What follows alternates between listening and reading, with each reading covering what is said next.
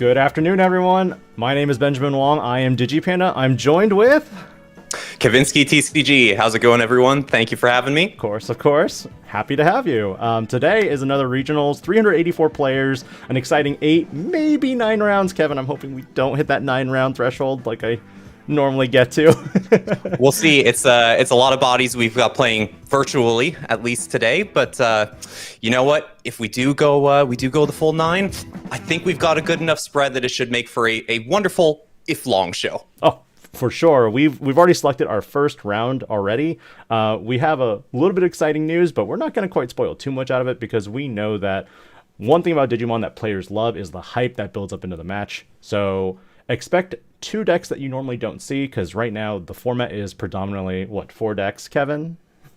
I would say for the most part, yeah, you've got your big 4 who are showing up at the top tables pretty frequently. So, of course, we've got Red Hybrid, we've got the Croc, Leviamon, Numemon's putting out a big show, and then you can kind of break it up between maybe Lugamon, Yellow Vaccine, depending on where you're playing locally. But the big guys are the big guys, 100%. Very true. And we've already got a little bit of a breakdown for, the statistics that we've been looking at in terms of the overall deck ratios, deck profiles.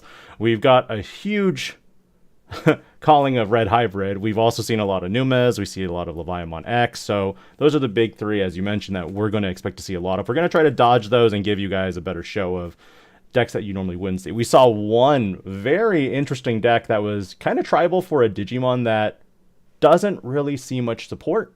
And if it does well, we'll probably go to that as our next round. I mean, fingers crossed, it's a Digimon that's near and dear to my heart, so we'll see. I'm rooting for you. Oh, I'm rooting for that deck as well. And brief spoiler for it, it's Armadillomon, because, Armadillomon, like several Digimon, aren't really, viably as supported as others. But it's not Vmon, unfortunately. Yeah, it's not it's still free, but nope, it's not Vmon free. So, let's see here. It looks like our players are going to... They aren't in the tables yet. We're still waiting for that. The pairings are up. But we want to kind of just chit-chat a little bit of, what you'd like to see. So let us know in the comments, the chat, what particular decks interest you. If there's a specific Digimon card that you kind of want to see being played, it might be here, because we saw a lot of Digi-Police, D-Brigade, and that's not something you normally see either, because I feel like the support for the deck has slowly been ignored from a lot of players. And at the same time, for Digi-Police and D-Brigade, there was some mention about the new ruling changes in Japan that can affect their effects. Not quite sure on that yet. It's all about suspending, but we'll see. Oh, well, see, yeah. I mean, it is a relatively wide field, I have to say, which is a relief coming off of some other formats. And of course, it's nice being in this weird kind of alternate timeline where our BT15 is looking very, very different from what the other half of the world got. Yeah, Japan, their players, I feel like we're asking for, like, Bandai, please help us. We don't want to keep playing against Apocalypse. And they were kind of like, we can't do anything yet because the West doesn't have it. So we're just going to Band-Aid fix this here. And in the end, we got so many Band-Aid fixes that didn't do enough still. So Apocalypse was still rampant, still powerful. And even over here, when it came out in the West for those 2 weeks, it was everywhere. It was a struggle to see it in action. So, yeah. Let's see. Armor seems to be what a lot of people want to see. Numa, let's go. Edamon. I did not see an Edamon actually going through that list. I haven't seen one either. I think the cat's out of the bag on that deck. You really do have to catch people by surprise, but I think people now, they know how to play around it. The ceiling's maybe not as high. Armor is an interesting one, though, because we're not quite on the new Magnamon X yet. Not yet. So I think this is a case of people trying to just get themselves familiar with the matchup. They're trying to see how it plays into things like Numemon and Leviamon, which we expect are still going to be good going into BT16. So I'm really, really curious to see how it plays, especially with the new Magnamon out of the Double Typhoon starter deck. That the security effect, everything that card does on one check is insane. Is absolutely insane. It's almost a boss monster in and of itself. Not quite, again, BT16 Magnamon X, but hopefully, if we get to see a couple armor matches today, we'll be able to see it put in some good work. Well, it turns out round ones have already started, and the table we were waiting on hasn't actually shown, so we're going to have to go find a quick game and start, and we'll be right back.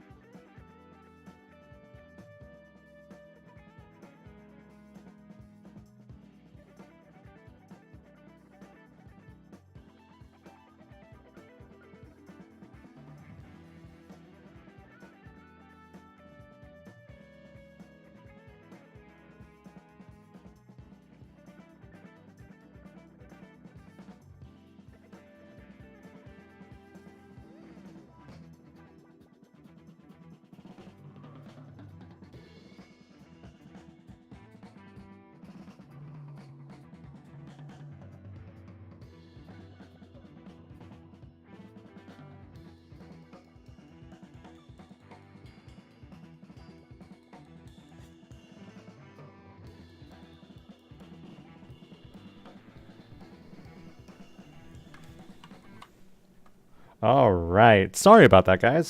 So we are doing a little bit of a real-time edit of the Adjustment on the fly. Sorts. Yeah. Mainly because one of our players did not show up. We were really excited to get that game to show. It would have been really exciting, but alas, we are going to jump to this game instead.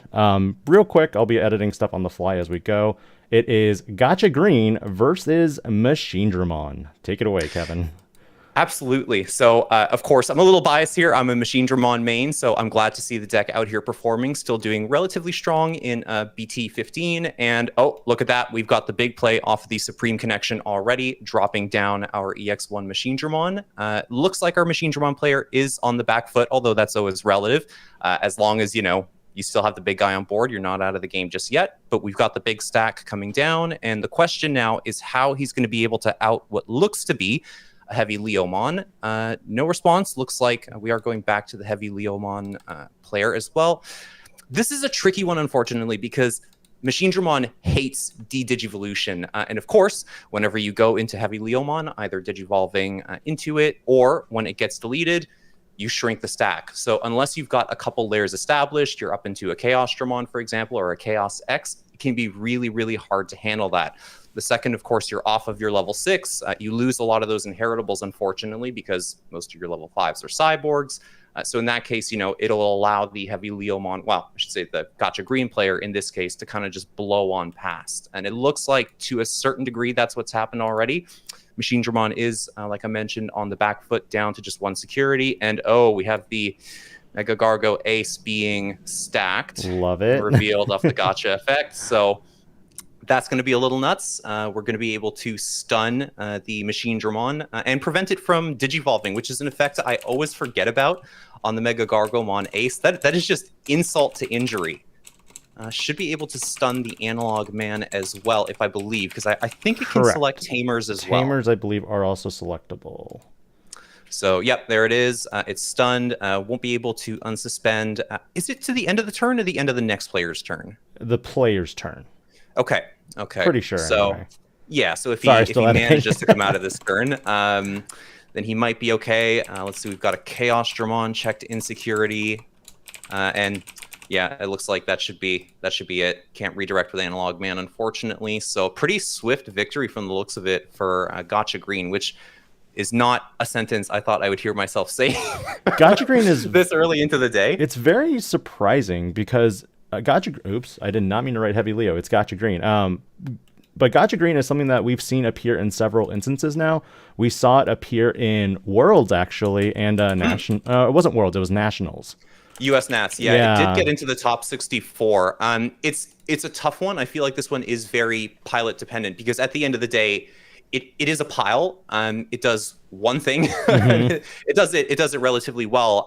But of course, I think what's really brought it back here is the quality of the boss monsters that it has access to this time around. Yes. Heavy Leomon is just an absolute unit of a card. It's such a jerk. it is such a jerk. It sticks around. Like obviously you're building a very big stack in order to do the high roll into it. So you're gonna have the sources. You're gonna come back at least once. The fact that it can unsuspend if it doesn't bottom deck anything at the end of the swing is pretty nasty. Not too many ways I think to get the blocker inherit, but again he just sticks around and says, okay, well I'm standing now, so you can't swing into me and punish, and if you do, I'm just going to float back and keep bottom decking your guys. So it's very, very difficult to deal with. And of course, a deck like this, I feel, is a lot more viable now because we have access not only to Green Memory Boost, which was a huge boon for the deck previously, but now we have Agility Training as well, which allows you to really fix your hand, set yourself up. You can see what cards you have cycling in your deck.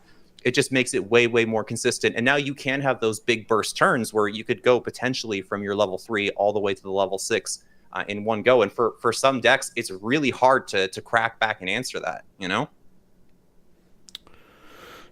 I think for Machinedramon, if your deck tailors more to the Chaos Dramon end of things, you also have the chance to Digivolve to prevent them from playing back the stack. You also have advantage from the Digivolve.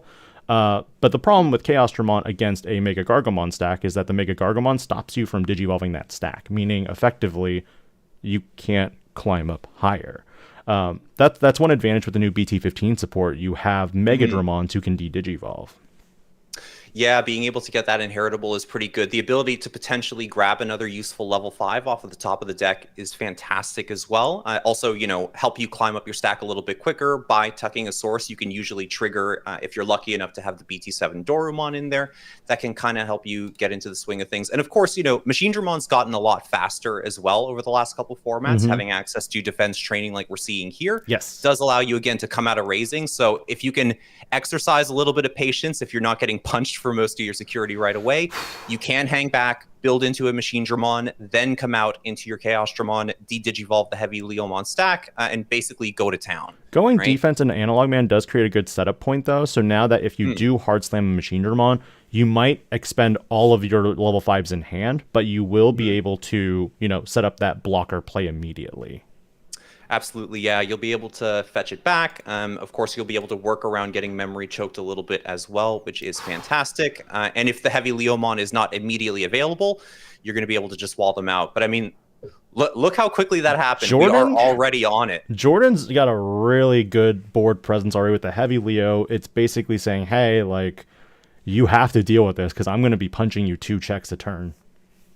Yeah, just having the Cunemon sticking around already, that's a little annoying too, especially with Machinedramon now playing a lot more option cards, playing the defense training, Supreme Connection, having a high Analog Man count. There's actually a good chance that rookie is going to continue to hang around and just poke and poke and poke. Now, granted, it's pretty easy to clear with a number of the inheritables available to Machinedramon, but still, it's just... you would prefer to just have the one stack there. It's just a little bit of extra pressure that you probably don't need, especially when, unfortunately, our Machinedramon player is sitting on just a Doraemon in the back. So we don't have immediate access to a stack here. And oh yeah, we're just passing back on the Analog Man, which is a real big loss of initiative. 3 memory is a lot for green to work with. There's a chance to build up, not quite, I think, into a Gotcha stack that can swing a second time. But, I mean, at this point, Heavy Leomon's going to be doing 2 checks, no problem. And that's the limited Argomon, isn't it, for the level 5? I believe it is. I believe it is. Chat was mentioning it, so I was kind of like, it's not once per turn, meaning you can play 2 level 3s here. Suspended. Got it. Oh, okay. Yep. I mean, that's not bad. Okay. That's not bad. That's a lot of cycle, at least, which we desperately need right now. Doru insecurity. Is this where all the level 3s are? Because I thought Justin also passed on adding a Hagurumon to hand, which means that could have been a Digivolve. Looks like that was a Hagurumon coming out of security. So it looks like the rookies are all hiding in security right now. Is that Kun or Dokun? That is Kunamon. Okay. And we got Attack of the Heavy Mobile Digimon. So is there something big enough to pitch in hand? I would presume so. If he hasn't been able to put anything in the raising, we can chuck something big. But actually, looks like we're just ditching the Raremon to take a rookie off the board, I guess. I mean, it's better than nothing. That's not 2 free swings that our Gotcha Green player has every turn, but this is still rough. I feel like also you need to pitch a play cost machine to delete, and I don't know if there's actually a play cost big enough for that heavy. It would also come back though. Yeah, it would also come back, which is the other. It would lose most of the inheritables, which does help you. But I think I may be wrong. Chaos X might be big enough. I was thinking Chaos X as well. Oh, here we go. Okay, we've got a Machinedramon. It looks like it was off the Supreme Connection, so we're getting a bit back in. We've got the Metal Tyranno, so we have the potential to get rid of some security, but I don't... Chaos X is big enough, FYI. I had to go check that myself. Oh, there we go. Okay, so that would have been your only out. Unfortunately, I don't know if we're going to see another Attack of the Heavy Mobile Digimon coming out of security. Usually that's your one and done, especially with all the Analog Mans we've already gotten here. This is tough. Oh man, three Digimon. Jagamon already coming out is like, hey, I can do what Gotcha Green does best. Yeah, and we're just sitting on EX1 Machinedramon. If that gets Digivolved, I mean, 2 security left. This is rough. This is very, very rough. If they have the Mega Gargomon Ace, they can't keep turn is the only problem.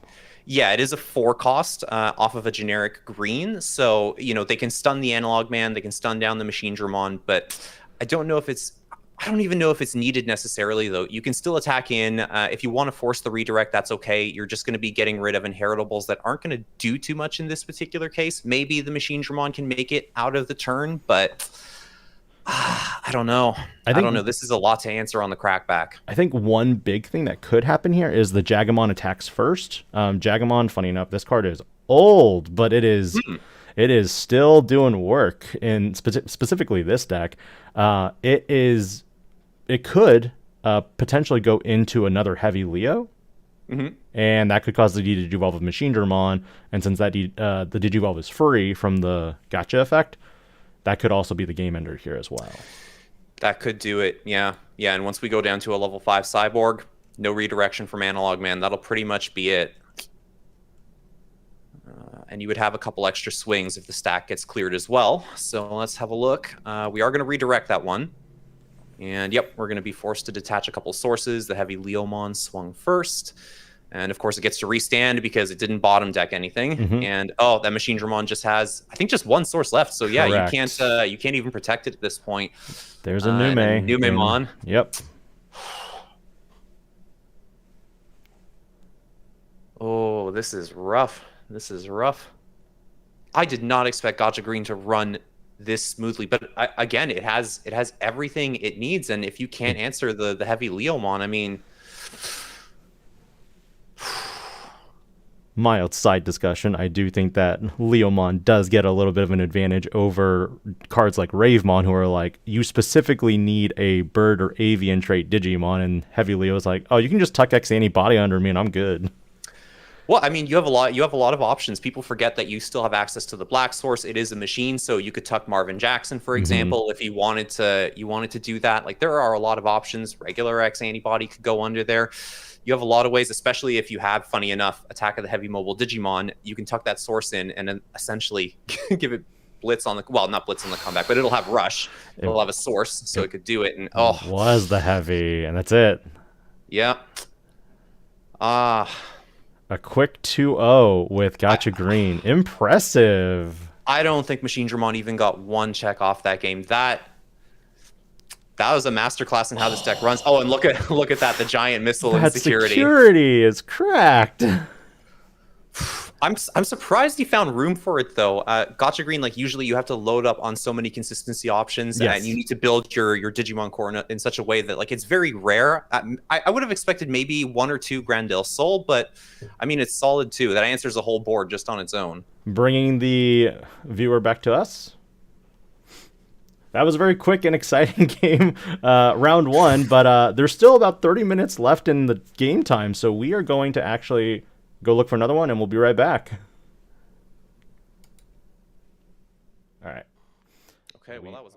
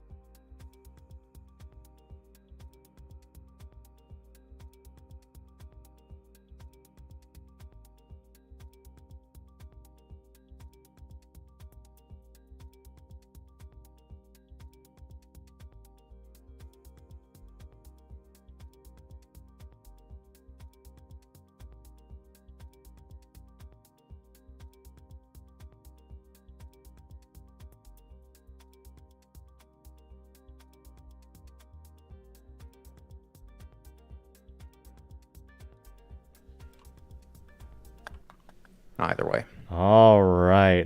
Well, these games are really fast so far, and they're going to be making me work. But we are looking at a redemption table for Machinedramon this time. Machinedramon versus a fan favorite, Imperialdramon. Imperial, yeah. I was about to say Armors, because I'm so used to seeing that promo Davis everywhere in Armor Rush now. But oh, here we go. And a good looking Imperialdramon deck while we're at it too. Look at all those gorgeous alt-arts. Oh my goodness.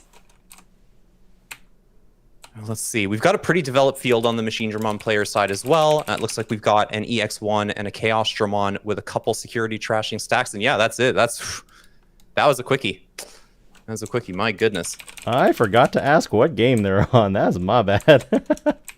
All good. All good.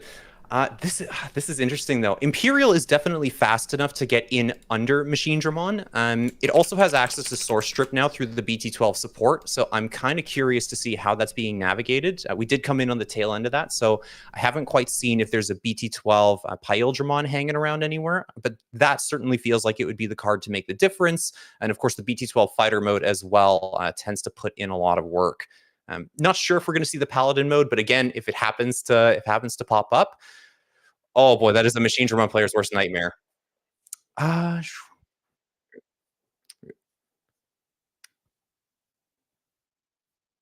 Game one. Okay, so we still have a chance for a set here. I'm very curious to see how Imperialdramon's going to want to navigate this one. Looks like we're down to 4 eggs, so nothing too funny, I think, going on there. We're not going to expect any like tech memes or anything like that. Machinedramon won the game one, right? Yes, Machinedramon cleaned it up. Cool. We'll see where our players go. As an Imperial player, would you want to go first or second?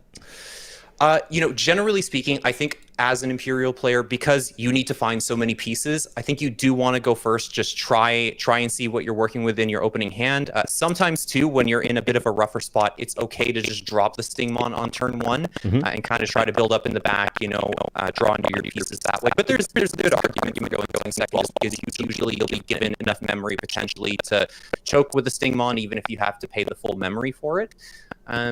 I think it could go either way, and again, having the extra card off the top as well would certainly help in a deck like that. That reveal off of Haguru. Oh, 2 Chaosdramons going to the bottom. That is rough. That is rough. That's a lot of your protection from Megadeth. Just in that gone. situation, why wouldn't you just Evo in the back? I mean, I guess you only have one rookie, and you wanted to be a little greedy and get that tamer. I have a sneaking suspicion the hand is probably a little clogged up. So in this case, yeah, it's just I got to try and grab the pieces, potentially see a few more cards instead of just going into, just going to the rookie in the back and seeing the one. Maybe digging for a tamer as well in that case, but it's understandable. Does get answered though, so now you don't have the ability to build a stack off of that either. But let's see. Okay, this is a good way to see a couple cards. Potentially, we can fix the hand coming up. We do have a... Oh, man. Okay. Okay, so let's see. Yeah, you kind of have to grab the Raremon, I would think. Yeah. Okay. All right. Yep. Nope. We'll do that. Nope, don't care. I mean, he does get to put the cards back on top. You get to put them back. Yeah. So you can stack the deck with that. You do have to trash one. Having sent 2 Chaosdramons to the bottom, that feels... pretty rough already. I mean, if you've added a Chaos X to hand, I think you could get... Okay. Oh, there goes the Raremon. Bye. Bye. Okay. So, I mean, we're still not out of it here. Certainly having access to the Supreme Connection, it means that if you're holding onto an EX1 Machinedramon, a couple security get checked, you might get a couple of Cyborgs in the trash, and then you can drop it on the crackback. If you have the Blitz option as well, then that'll let you go in and potentially answer an Imperial or a Imperialdramon stack. Still, though, a bit of a slow start. Granted, this is Machinedramon. I'm used to seeing hands in fields like this, so it's quite all right. Ooh, just a machine. Okay, so there's an EX1. So that's one that's not in the hand, and generally speaking, you only run them at like 2, maybe 3, depending on the build now. That is a lot of hits. That is a lot of hits. That's like all the hits you kind of want. Interestingly, it seems like Tanner's not finding any of the green components, but does have all the jamming elements needed. I mean, that could be enough.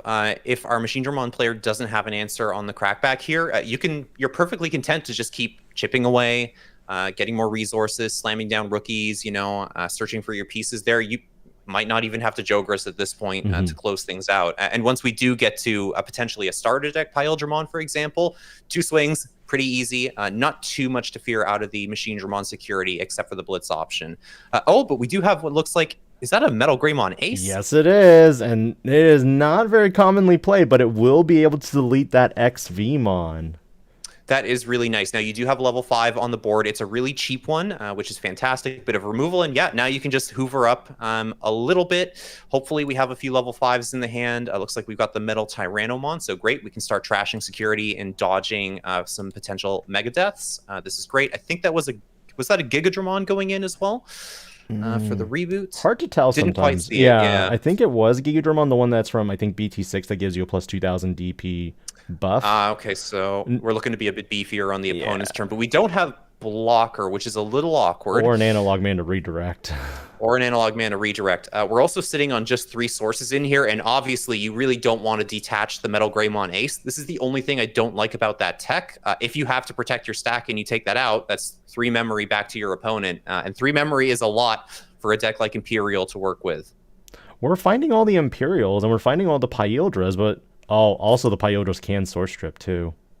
They can, yeah. The BT12 one's going to be able to strip it down. I believe it can stun as well, which is going to be a bit of an issue, especially with such a small Chaosdramon stack here. But as you mentioned, we haven't seen any green cards out of our Imperial player either. So, okay, yeah, we've got a pretty big guy out of security there. But sticking low to the ground, we've got the Double Davis isn't doing much here. That's a lot of your search potential burned already. So I wonder. Yeah, they had to disengage too. Had to disengage, yeah. So now, if we manage to find a source stripping Imperialdramon, that's 3 free memory. That's enough to get you back up into at least a dragon mode. But there we go. We've got the Chaos X, so we can just load those back up. That is fantastic. Nom nom. Nom nom nom. And okay, that's not too bad to sit on. And of course, if a couple sources get checked out of security as well, you can start hoovering them up with the start of main phase effect as well. So still in it pretty comfortably. Our Imperial player is down a couple of security as well. We have protection from bounce, so Mega Death out of security is not going to be an issue necessarily. This is going to be a tough one to crack, but let's see. We got the XV. Yeah. Nice. And that one's going to net you a memory back. Yeah, if you go into Jogris, I believe we have the end of turn Jogris inheritable as well. So, yep. Here we go. We're going to be able to steal the turn back, set it to 0, and we are... Okay, yep. It's the BT12. Here we go. Here we go. Okay. Wait, no, that's the starter deck one, actually. Is that the starter deck alt art? Yeah. It's hard to tell. Yeah, it's the regional. So many times. Yeah, I think it's the regional one. Okay, so this is not so bad. This is not so bad. You can still go up if you want, but there's no redirection. So yeah, you might as well swing with jamming, draw a bunch of cards. I will make sure I show it on the screen here, because that is the one. And that was another EX1 Machinedramon out of security. Okay. Okay. So how many there at this point there may be just one lurking in the hand or the deck, but it's going to be hard to tell. You do have bounce protection with the Chaosdramon though, luckily. So it is nice. Yeah. It's just the ability to crack back now. No, granted, even without Supreme Connection, you can still always just drop the big guy off of Attack of the Heavy Mobile Digimon. But with that many in the trash so far, I don't know if that's an option you're going to have anymore. Here we go into the HBD. Okay. Yep. Yeah, we're spitting out a couple bodies. Okay, I mean, we could just run through security at this point. No rush on these bodies, but if you have another Pyildra, which we've seen them all get added. It's a new Digimon. Yep, it's and it's the starter deck one too. So I mean, that's 2 swings you can make right there. And the draw some more cards. Jamming is still present. Jamming is still present. So okay, we've got the Supreme Connection. So let's see what we can find here. A lot of couple of rookies, couple of sources. I think there's 2. No, that's another Gigadramon and a security attack +1. Yeah, and then we've got the blocker inheritable off the EX4 Metal Greymon. So we'll trash that. I mean, definitely you want to hoover that up at the start of the turn if you can. Blocker is going to be absolutely essential here, especially in combination with the BT11 Metal Tyrannomon inherit, which will allow you to trash the security if you are able to beat over something. So let's see. 2 checks. 1 check left on Tanner's board, putting them down to 1. That's not bad. The Chaosdramon X can delete the Imperialdramon, which will trash the top security. No piercing though. No piercing, no. Unfortunately, I don't actually see the. I think it's the EX1 Metal Greymon run too often these days. I feel like it's an inheritable that a lot of people are dropping. They're favoring, the new Megadramon out of BT15 for the D-Digivolve. You want the BT9 for the Tamer hate. It's tough, and I mean, when you have access now to the starter deck Rapidmon, you have the potential to just trash 2 security instead of piercing through, which generally speaking is better. So you're not going to see it come up too much, but I mean, hey, now we've got a pretty wide field here, and I don't think we have any inherits that are going to clear the low end of the board either. So this is tough. Tanner is presenting lethal for next turn, and the Chaosdramon does not have multiple ways to Digivolve or to even block, redirect, so it's a little funky right now. We assumed that the blocker was going to go under. Yep, that's soaked up. No ability to draw or gain a memory either, because we haven't seen a rookie. There's no Dorumon or Dorumon in that stack, so the ability to dig for pieces has been pretty limited as well. The Supreme Connection out of security certainly helped, but this is tough. This is tough, considering the security has also been 2 EX1 Machinedramons. You're kind of like, Oh, come on, why? Yeah, I mean, at least in that case, you know, if something happens here, you're forced to expend a couple sources, you could potentially slam down the EX1 Machinedramon and get the blocker inheritable back, but that's tough. Okay, clearing the Imperialdramon makes Trashing sense. top security with the Metal Tyrannomon's effect. It's a Pyeldramon. So that's pretty good. We should have blocker and reboot in the stack as well. So you're potentially pretty safe going into the next turn. But of course, if there's the ability to get out another Pyeldramon, that might be a little bit tough. Okay, we do have a rookie in the back now, which is great. We can start drawing some much needed cards. Huzzah! This is tough, though. Like, I see that a lot of Machinedramon players, and it's something I can't do because I'm not a main character. A lot of them have gone down to 8 rookies. Yes. I find, and it is brutal. I understand you have a lot more consistency if you're running defense training, if you're running Supreme Connection, but sometimes you just need the draw. With how much synergy you get off of the Dorumon as well, and the Dorimon egg, depending on which one you're playing, it's just, I feel like you need to see it right away. And you lose the ability to respond. Oh, okay. Hard dropping the Chaosdramon. But where are your sources, though? Because you're only going to be able to play from Okay, we hand. got a couple in hand. Yeah, and it's just to... Now, granted, you're not getting any memory back off that either. I think we've seen security attack +1 tucked. I can't see what the other one on the bottom is. I would presume it has to be a blocker if you're going to make that play. Yes. Otherwise, you would just hard drop the starter deck Metal Greymon because it is a blocker naturally as well. Yep. Right? Okay, so we've got a Stingmon here. That's plenty of memory to work with. You could Jogris a couple times potentially if you have some of the BT12 level 4s in here because they're just going to net you back that memory. You can get a bit of memory back too off the BT12 Dragon mode if that's available. But looks like we're digging for pieces. So might have high rolled a little early on here. We do have an Imperial, okay, but do you have the level 5? Yep. Because we've seen a lot of the Pyeldramons actually get bottom decked with all the other search effects that he has been doing. And we did see one trashed out of security, so it's going to be tough. Ben, how many level 5s do you feel people are generally playing now? Because I see the Dino Beemon out of BT12 is common enough because it does allow you to trash security as well, but I never see that the counts are very high. Imperial always feels like it actually plays a pretty tight level 6 suite. It does, and I also feel like you're leaning more on Pyeldras than Dino Bees because you're going for the aggressive unsuspends, not so more so the trashing of security, because that means that if you're trying to trash their security, you do need to attack over a Digimon. Yeah. Okay, so we've got 2 Stingmons. We need an XVmon pretty desperately here if we want to make a play. Otherwise, those Chaosdramons are going to become a problem. The Chaos X, of course. Let's see. Oh, boy. There's the Pyeldra, and there's the XV, so you'll take the XV. I think we do have access to an end-of-turn Jogris inheritable here, yes, so we can still make a play. Yep. And, ooh. I don't know is that the right XVmon, though, to get back? I don't think you can get back 2 memory here, right? I think... You only get is back that the 1. alternate art of the EX1? Yes, that's the EX1. It's from the Ultimate Cup. Yeah, so in this case, you could get back 1 memory if you wanted to, but it doesn't look like that's what's going on.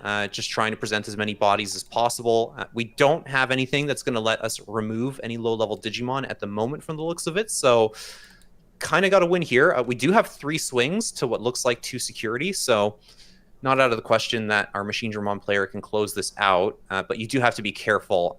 If a Mega Death comes out of here, I'm surprised Giga Death, you never know. That can take 1 swing off, and then that'll be it. Not the Ragna play! Now this... R.I.P. R.I.P. You know what? That has to be the best feeling after spending all this time just looking for your sources. I think... Let's see, how many do we have here in the stack? Because you need 4 sources basically per security trashed, right? So I think that should do it. And then blitz for game. Yep. Wow. Okay. 2 completely different Machinedramon matches in round 1 over here. The sneaky Ragnatech coming out as well. That is a beautiful finish. That is all I could ask for. I don't typically see the finish from the Ragna for the fact that, it's not a searchable component. It's very hard to draw into it sometimes, because sometimes you just trash it off of your effects, depending on, what your deck is specifically running. But luckily with more Machinedramon decks now, they can control what they're trashing and when they're trashing it.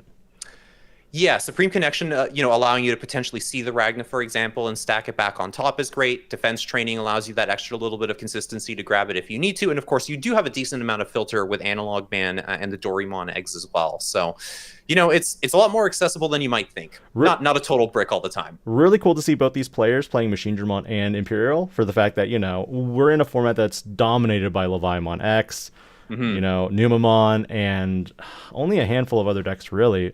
With about 12 minutes left, let's go hop into one more table, see if we can find another game, and we'll be right back. Sounds good.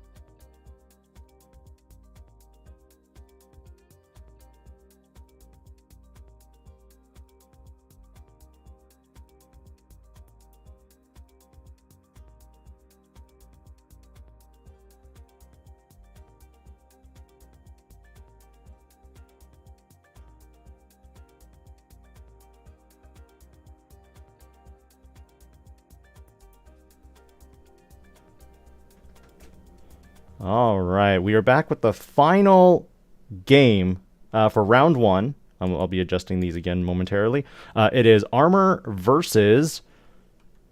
Looks like Terriermon Tribal, which... I never know what to call this deck, to be honest. It's tough. Do you call it Mega Gargomon Ace Turbo? I guess it's going to depend. Usually, it's safe to assume it's Rapidmon Rush. That seems to be the way people are building it these days. It looks like that's what's going on right now, too. We've got the Golden Rapidmon out of the starter deck already, and it looks like, yeah, we're stunning down Gold V. So it also looks like we have more of a Golden Armor build on the other side. Not seeing any Flame Dramons or anything like that. Oh, but the Spicy Tech with the Trident Arm. Okay. We'll call it Rapid Rush. Yeah. But I've been calling all of them Mega Gargomon just to make it easy. Yeah. You always go by your boss monster for convenience. Yeah. Now, this is pretty brutal. You can go back because Trident Arm doesn't delete your stack. You can just go back up into the armor, and yet you can dispatch one of the bodies there as well. You'll be forced to attack, but you can just armor purge.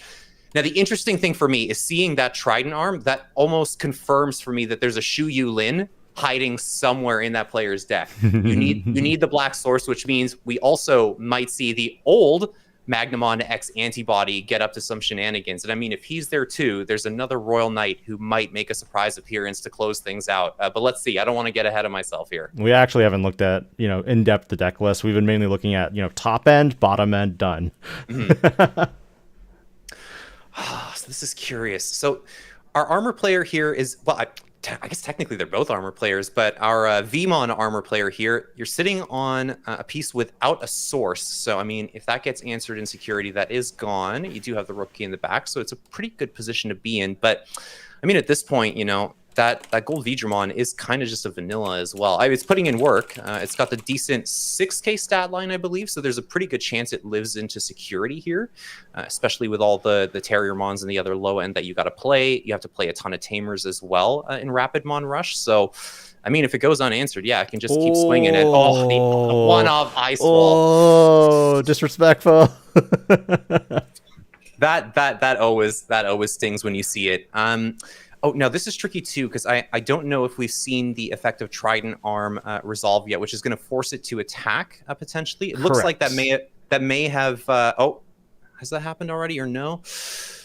Okay, looks like we might have missed that. If that was the case, that is brutal because you can essentially force them to attack and lose the 2 memory immediately. Yes. But it looks like, yeah, we're gonna debating on whether or not we swing here. Now, do you want to clear the body or do you want to go into security? We're gonna swing for security here.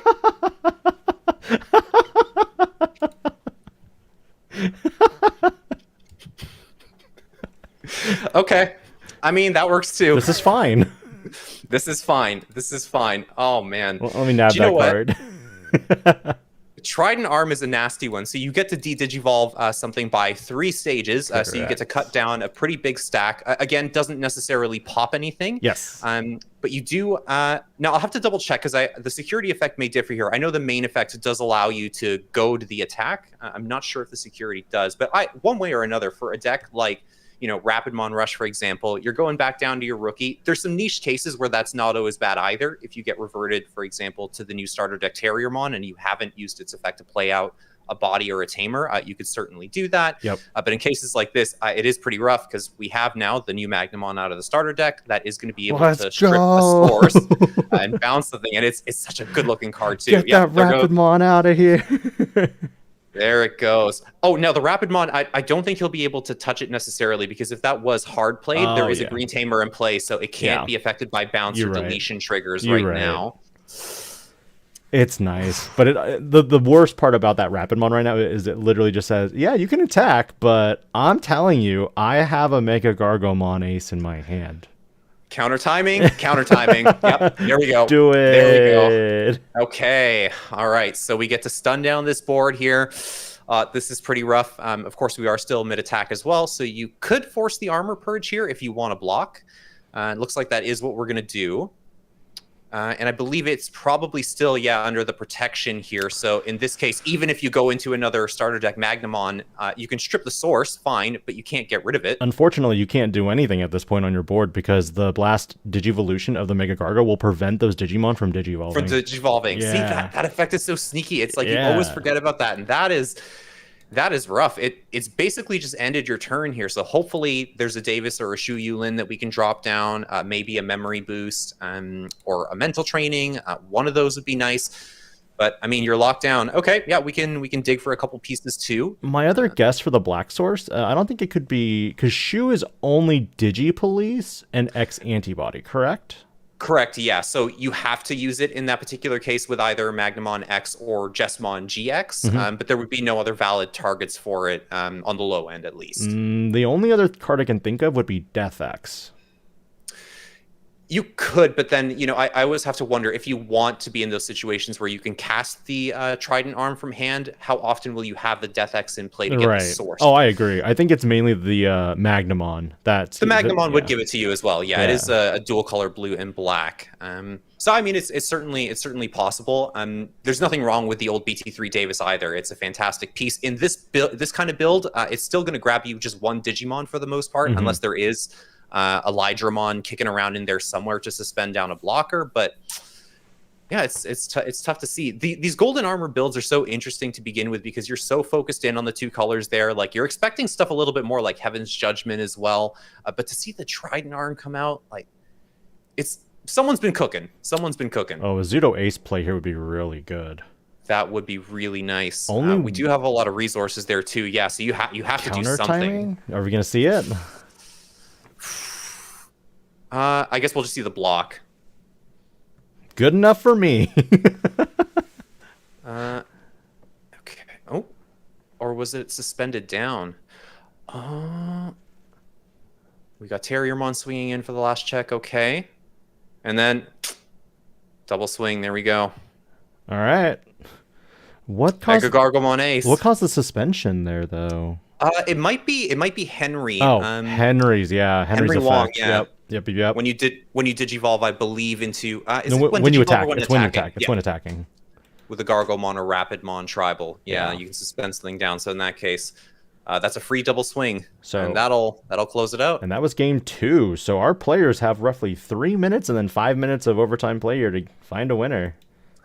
Well, luckily, these are two pretty low to the ground fast decks. Yep. So if anyone's going to put a bunch of damage down range, these are certainly the decks to do it.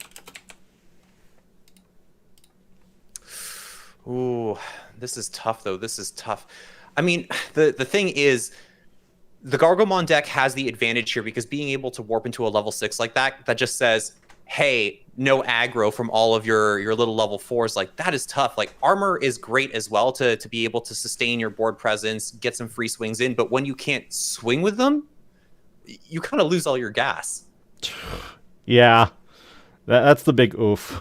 Because we saw that Jesmon actually had, 2 bodies that were able to, do more checks. But the problem is, once they're suspended, you're kind of just stuck. Mm-hmm. It's tough. There's not much you can do. Like, I know a lot of armor players have pretty much dropped Chimeramon. It's not something you see too frequently, but that at least would allow you to keep playing. You could shrink the board a little bit. Thankfully, you can get around the Rapidmon, the level 5's protection because you can still DP minus, and you can tuck a bunch of colors.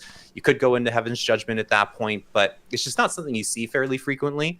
I feel like the level 5 in these cases, usually it's a couple Shakumon maybe to get the recovery and the bounce. Zudomon Ace is pretty popular as well for the counter timing. I have seen Machinedramon Ace as well, but it's tough too. If you're leaving those out on the board, they get stunned down. You can swing over, force them to overflow, get back a little bit of memory, put down some more tamers, potentially put down another Terriermon, and you can just keep going.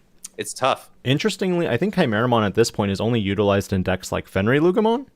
And yeah, to close things out. Yeah, and maybe Jesmon still. Jesmon, you do still see it come up because there are a lot of board states, especially with the GX Turbo, where you'll have a couple of Sistermon CLs sitting around. So it's certainly doable. And like you mentioned for Fenrir-Lugamon, you've probably, if your Black Gatos especially managed to survive after they swing in, it's just another way to go and then pick up the last swing there for sure. All right. It looks like our players are starting game 3 here. And it looks like Jocelyn's going to go first. We see a Vmon, Promo Vmon, Digivolve in the race from Demi V. Okay, we're thinking hard here. Are we gonna? Okay, yeah, we're just gonna drop a searcher here. Another Vmon. Magna okay, X. so there is the Magna X and the X-antibody tech. Oh, and both of the. Oh, is this the free searcher? Yeah, it's the free search. Yeah, unfortunately, this Magnamon X does not have the rule allowing it to be a free. I think it is just a Royal Knight and a Holy Warrior and X-antibody, if I recall. So Vaccine too, maybe, because I think that's another reason why. No, I don't think it's Vaccine. I think it's just Royal Knight. Oh, there's a hard whiff, and we've already got the agility training here. So we've got a Terriermon in the back. Okay, we're going to be able to come out and... Oh, the EX4. I mean, it's certainly not a bad call. No. You can grab your Golden Rapidmon, a lot of the Gargomons as well. Those are dual color green and black, so it's not bad. Not bad. Okay. Not a lot of time here, though. How much damage can we put down range? Time is up right now.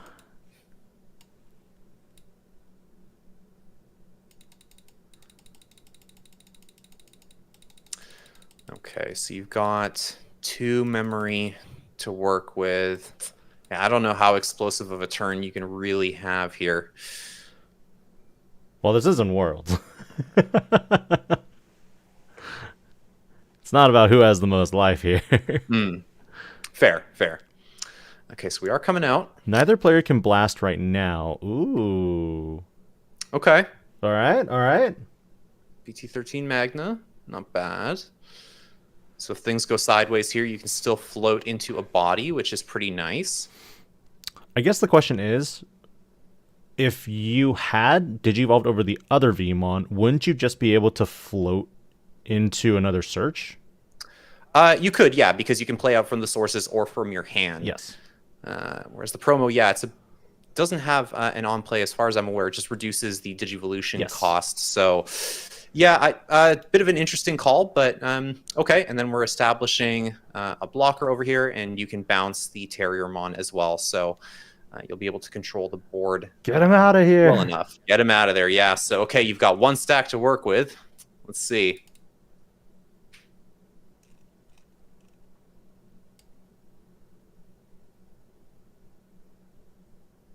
This is just really where both decks do not want to be. Like both Armor Rush and Rapidmon Rush now, like these are decks that rely so heavily on having a full board of Tamers out, because that's where all the gas is, right? Heavy breathing. Oh, heavy breathing. There we go. Okay, so we can suspend something down. We can inflict some DP minus. Do we want to suspend? Well, I guess you suspend down the Magnamon for sure. Just to get around it, you could beat over it, and then once it armor purges, the DP reduction would take it out. You can take the little guy off the board. You do have a lot of options here, and yeah, we're going to pop the little guy. Oh, it was a black tie, the redirect. Okay, that makes sense. That makes sense. That will do it. That'll do it. All right. Oh, and a Heaven's Judgment. Wipe the board. That's an expensive, like, board wipe for just one card, though. I don't know. I don't feel like the value was there. There's nothing in the back from what I see. So I feel like in cases like that, it is okay. You're not going to get answered, right? I mean, a Zudomon Ace would do it. Yes. Would do it here. It would at least take the body off the board in response. It would have, but we would have seen the Zudo when they attacked. On the swing, yeah.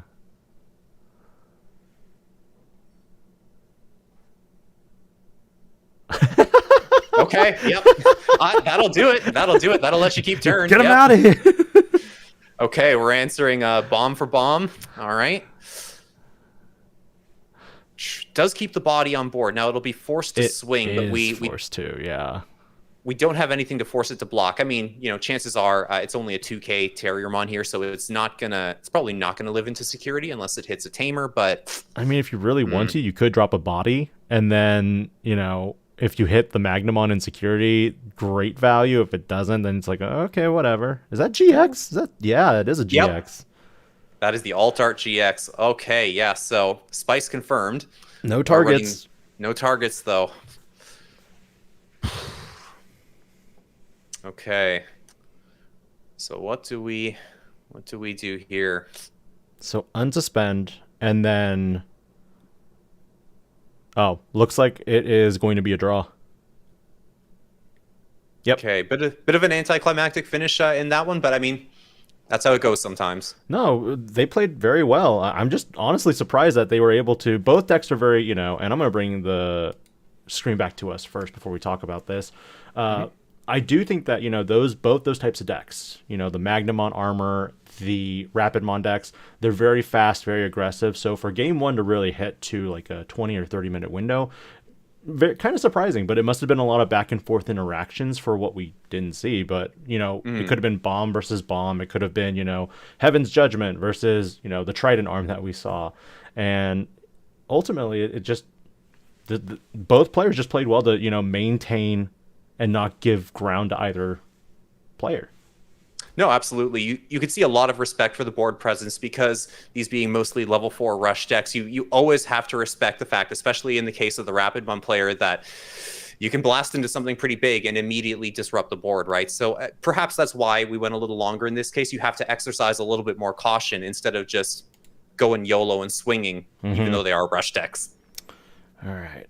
Looks like that is time and round. Overtime has happened. We will go ahead and take a brief break. We had a lot of, you know, matches that first round, and we saw a lot of diversity. We didn't see a single Nume. Granted, we were selecting decks that we thought were really cool, really interesting, and we want to make it unique for our audience until we at least get to the very end where, you know, you're going to see the Numes, the Levi X's, the Red Hybrids, you know, the decks that are more represented, and as a result, they'll probably make it to the end. So, anything else you want to say, Kevin, before we head out for... No, it's just it was an exciting first round.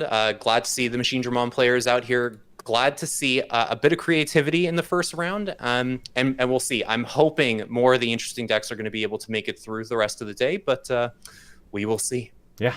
So we'll be right back, and we're hoping you're enjoying it so far. Leave a comment on what kind of matchups you want to see, and we'll try to bring it to you. Man, you so good.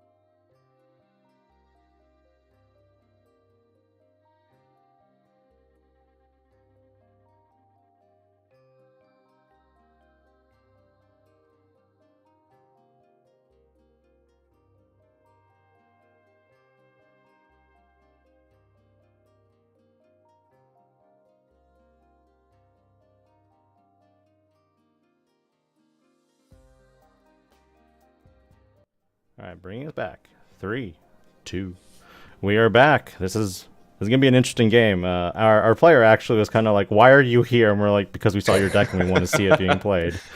Yeah, we sniped those lists. We thought, you don't see those decks too often these days. Gonna be coming out with some big swings, I think. What do you think, Ben? I think it's gonna be really funny. Because looking at the matchup pairs, I was like, "This is actually a good match," and I'm okay with it, to be honest. It's going to be a fast one. I have a feeling it's gonna come down, I think, to whoever hits something nasty in security, or whoever builds the unbreakable board. Yes, we love to implement a little bit of chaos with some of these matches, but you know what? I think the importance here is that our players are having fun, and I want them to also feel like if they're bringing something that is not typical in the meta, they deserve to be shown. Absolutely. And obviously, we've got one deck revealing their hand, so to speak, already. We've got Beelzemon over here. Now, Beelzemon, actually, this would be one that you'd dread to see previously on the tournament scene. But since the hit, it's become a lot more fair, almost roguish, actually. Yes. And a lot of players are making some interesting adaptations to help it. I can't believe I have to say this, but keep up with the meta. So I'm curious to see. I'm curious to see if this is going to be more of an Impmon rush approach, if we're going for the big death stack. I'm really curious to see how this one gets built out. And then on the other hand, we have Jesmon, which is that's a face you don't see too often. Some people just absolutely love this deck. They grind it. It is certainly tough. You have to fight against the deck sometimes to really make it work. We're going for Unga Bunga here. Like I think we are going for Unga Bunga. Yeah. Okay, so we're coming out already. Putting a blocker on board, actually. We're not going to get the mill. Okay, yeah, and then the potential to float into a Beelzemon if we hit one here. We are going to get some memory back, but... No dice. Yeah, no level 7 floating out there. Okay. Well, not yet anyways. We still have turn. Don't know if there's a way to mill. Don't know if this list is running Darkness Wave to potentially put something good in the trash. Oh, no, we're gonna swing. Okay. Forget about the blocker action. We're going to get to mill. I think it's 4 off of this, maybe? 2 and then Impmon X. So yeah, you got. So they're going to put the Beelzemon on top. They're going to trash Beelzemon and then try to play the Impmon. Man, these interrupters. Yeah. There's a lot going on there. And then we've got... Okay, oh, there we go. Okay, so we have another Impmon that can come out of the trash here if we want, and yep. Honestly, this game is the battle of RNG. Is your trashing effects going to be, godlike, or am I going to build like the perfect stack that's just going to, full combo? Yeah, it's going to be a little bit tricky because you need to see a lot of specific Sistermons in here. You're going to want the decoy one for sure. You're going to want the one with blocker. Are you going to have all those pieces in hand when you really go for it as the Jesmon player? Oh, this is interesting. A Beelstar stack. I mean, why not? This potentially can get you another Impmon on your turn. Why not? It would dissuade you from swinging potentially because you'll get the mill. Not quite enough memory to steal the turn back in the event you mill something like a Death Slinger, but okay, I respect that. That's still a pretty quick level 6, and it's something you do have to deal with that because that could turn into a blast mode pretty quickly. Even with the promote though here, I feel like Alex has a little... I think Alex is fine here because if he has the, Savior Huckmon, he can promote out, he can delay, and go into that Savior for 1 memory, right? For pretty cheap, yeah, because he's got the new Bao Huckmon under there, so... and I think the new Huckmon as well. So you'll gain back a little bit of memory when you do play the Sistermon out. But instead, it looks like we're just dropping the decoy. We're going to filter some cards. Let's have a look. Okay, we just dropped a Huckmon in there. So probably a healthy rookie count in the hand, we could imagine. Those come at a premium sometimes. There's a lot of rookies because now he's playing the Huckmon. This Huckmon, actually, in my opinion, I think this Huckmon needs a reprint. You know what? Honestly, I think so too. It's one of the best searchers in the game, coming like quite early in the game's history as well, being able to grab 2 targets potentially. It's kind of wild, and a good range of targets as well. Not just your Jesmon line, you can grab your Sistermons as well, being able to grab any 2 of them. Absolutely crazy value. Raymond's like, Is that all you're gonna do? And he's like, yeah, I'm just biding my time. Like, yeah, like I need you to give me exactly 4 memory before I wombo combo you. Now, this is definitely interesting. So it's too early probably to go into a blast mode and do anything. So yeah, we're just going to drop the tamer, start setting up, and allow us hopefully to chain into some much better mills. Speaking of the blast which, mode, yeah, you found right off the top. Certainly useful in this matchup with the ability to rig it on top and potentially take out a crucial Sistermon to get rid of some protection or get rid of a blocker as well. So not bad, not bad. I mean, the Beelstar is still a healthy swing. I don't know if it's necessarily going to live into security a lot of the time because Jesmon obviously plays a ton of big bodies. We don't know, for example, if there are any Gonku X's hanging out in there as well. So she might get eliminated. That might be one that you maybe just want to sit on for the time being. And in fact, that's what we do have here. We just have the Witchmon to mill a couple more cards, getting back a little bit of memory. So pretty nice, milling nice and hot already. The utility of Deathslinger is also very powerful for this archetype because of its, access as removal, or it could be, that extra memory you want to gain back. Absolutely, and it's going to put in a ton of work pretty quickly. The trash is filling up. I don't know if we're quite at the point where it can snipe a level 5 here, but it could very quickly get to the point where that will answer a Jesmon or a Jesmon X out of security if checked. Oh, but let's see. So we've got a pretty wide board already. We do have the Sistermon in the trash, so no ability to decoy and save the Huckmon if you wanted to try and build on board, at least for the moment. And we are swinging in, it looks like. Should be back. With the Beelstar. Yeah, should be back. Should be back. Okay, so I guess, yeah, we're just valuing the mill. Oh, and there's Rival's Barrage. Okay, so we got a little bit of recursion. Not too bad, not too bad. 7th Folk Cluster there, too. Okay. Double Rival's Barrage for...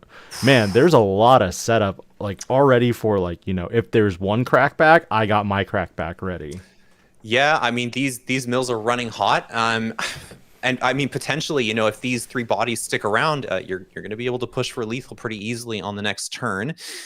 Especially if we do get something. Yep, we got something set up in raising. So, okay, we're already threatening with a Beelstar. This is the strangest Beelzemon board I've seen in a long time, but it's working.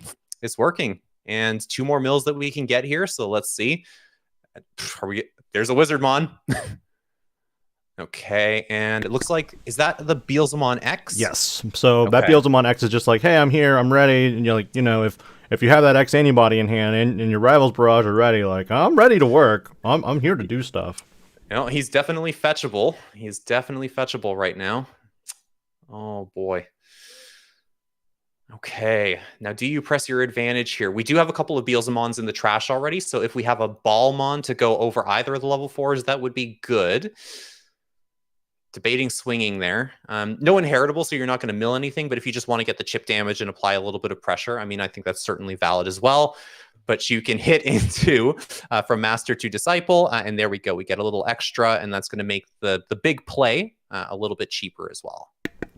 We got Savior Huck. It's so good. The one, well, not the one of anymore. Not anymore. Yeah, not anymore. Yeah. Surprisingly, not run at 4 in a lot of lists from what I've seen. You would have thought people would have maxed out on it right away, but the newer support is just really good. So you'd prefer maybe to toolbox your level 5s. And then, of course, there's the debate about whether or not you still play the Chimeramon, depending on your build.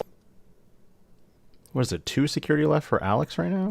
Yeah, he's down to, it looks like 2.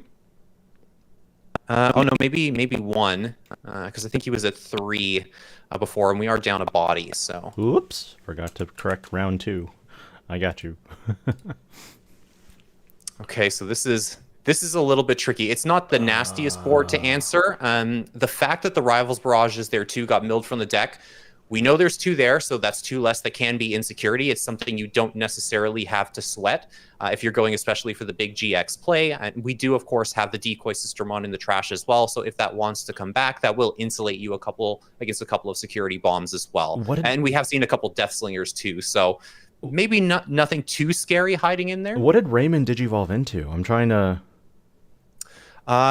I'm not sure which Balmon that is. Okay, okay. That's all I needed. I was like, I don't recognize the art. Am I crazy?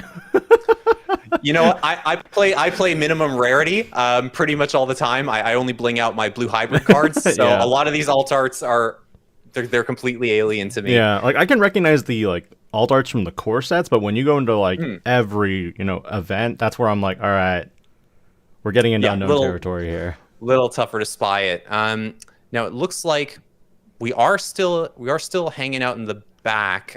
Granted, you do have a rookie on board. You can get into a Bauhuckmon for 2, and then depending on which savior you can do, you can play back a Sistermon, maybe a CL to get you back the memory, and then maintain your turn. Oh no, okay, we are going to come out. You got to promote. You got to do it now. Yeah.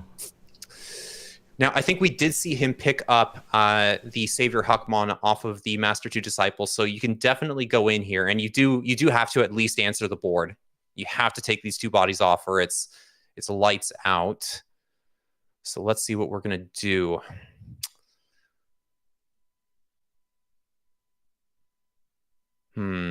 Nothing's big enough right now either to just swing over that, and we're gonna float into a Beelzemon as well if that Balmon goes. So it's tough. Okay, so we do have their savior. Both of the delays cashed in. We're going into savior. Now, which Sistermon are we playing down? Choose from your pool of like what, 8 of them? Okay, so we've got a seal. This is the memory +1, and then we get another memory back off of the inheritable. So you've got a couple options here. You could go into the Blitz Jesmon and still maintain the turn, not necessarily swing right off the bat. You could, I think, go into the Gonku X as well. That would certainly be an option. Set up blockers and prevent deproduction, but I don't think that's the right play here. No, it doesn't protect you against destruction. So we are going into the Blitz Jess. Okay, so we'll be able to get pretty meaty. We can punch for a lot if we want, but again, I think this is a case where you're just answering the board. You're maybe not going for security right now. We do have some chip if you want to go for that in the Huckmon. I don't know that it's going to do that much necessarily. I hope they have a lot of Sistermons because they're going to be able to play with all those effects here and unsuspend. Yeah, we're going to get a lot of triggers on the swing. We get to try and resolve the full Jesmon chain, which is always fun. Yep. Well, let's see here. Let's see.